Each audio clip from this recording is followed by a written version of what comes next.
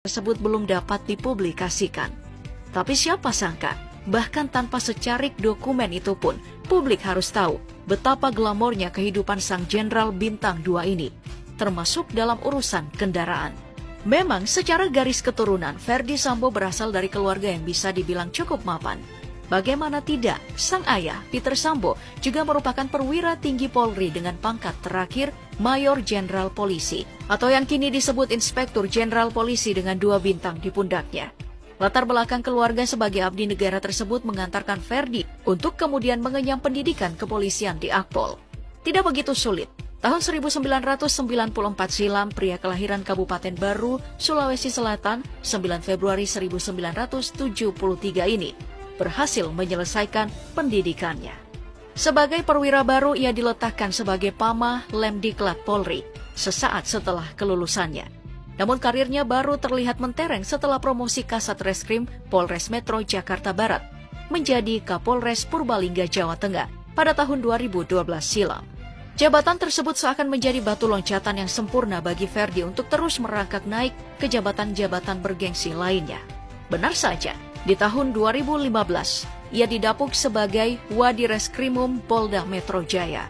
Saat itu namanya turut melambung ketika sang atasan langsung, Kombes Krisnamurti, yang kala itu menjabat sebagai Ditreskrimum Polda Metro Jaya, menangani kasus ledakan di Sarina pada tahun 2016 silam. 3 tahun berselang dari kejadian menggemparkan itu, Ferdy telah menduduki jabatan yang tak kalah bergengsi, yaitu Dirtipidum Bareskrim Polri. Memiliki kedekatan khusus, Ferdy akhirnya dipromosikan sebagai Kadif Propam Polri sesaat setelah pengangkatan Jenderal Listio Sigit Prabowo sebagai Kapolri. Banyak yang melempar suara bahwa kenaikan pangkat Ferdy Sambo adalah salah satu yang tercepat.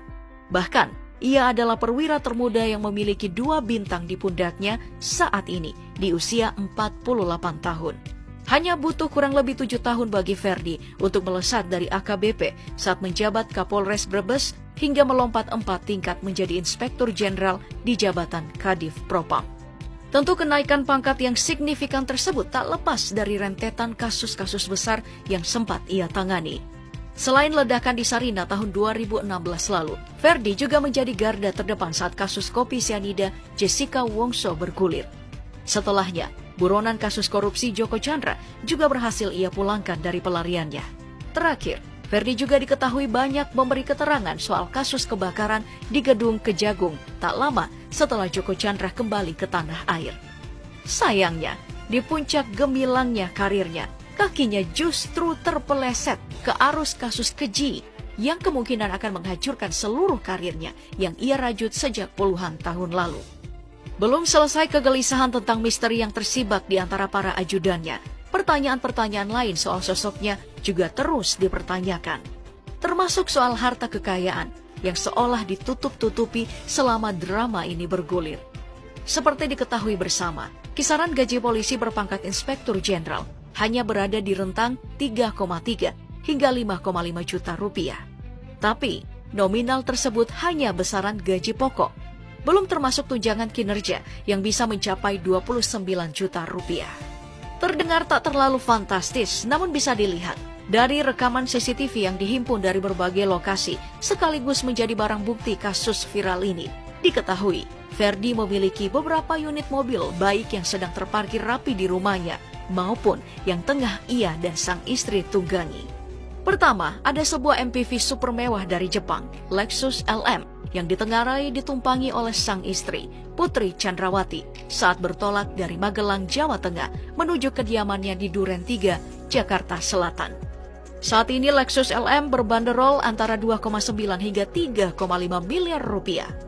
Di rombongan yang sama, terdapat 1 unit Lexus RX generasi terbaru yang dijual dengan nominal 1,5 miliar rupiah. Rekaman CCTV di rumah pribadinya juga memperlihatkan 2 unit mobil mewah yang terparkir rapi di garasinya. Masih dari Lexus, kali ini adalah crossover tangguh NX yang dibanderol sekitar 1,35 miliar rupiah dalam kondisi baru.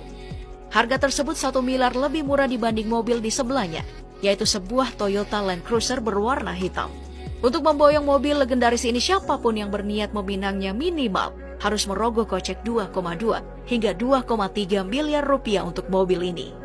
Terakhir, ada sebuah Lexus LX 570 yang kemungkinan merupakan kendaraan dinas yang disediakan oleh institusi kepolisian untuk menunjang tugas sehari-hari ayah dari 3 orang anak ini sebagai Kadif Propam.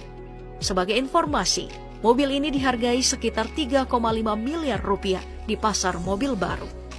Bukan cuma kendaraan, hingga kini diketahui Ferdi memiliki 2 unit rumah pribadi yang masih satu lingkungan dengan rumah dinasnya di kawasan Duren 3, Jakarta Selatan. Meski tidak diketahui luasan pastinya, yang jelas kawasan ini merupakan kumpulan hunian-hunian kelas elit yang harganya bisa menyentuh belasan miliar rupiah per unitnya.